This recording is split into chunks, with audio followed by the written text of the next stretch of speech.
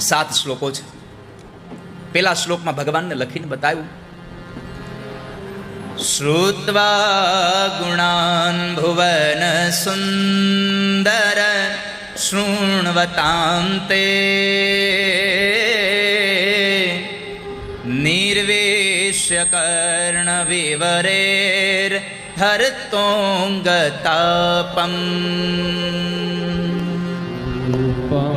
દૃશાં દૃશિમતામખિલાચલા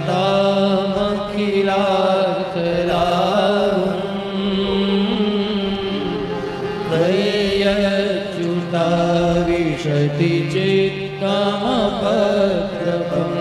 ભગવાનને સંબોધન કર્યું, શ્રુત્વા, સાંભળો.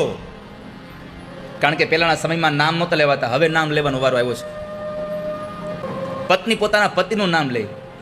નહીં તો પહેલાના બહેનોને તમે જુઓ, સાંભળ્યું એક જ શબ્દ કહેતા, સાંભળ્યું. તમને કહું છું, 25 જેટલા પુરુષો બેઠા હોય ને એક સ્ત્રી ઘૂંઘટ ઢાળીને આમ આવે, લાજ કાઢીને કીધું, સાંભળ્યું, ઘરે આવજો.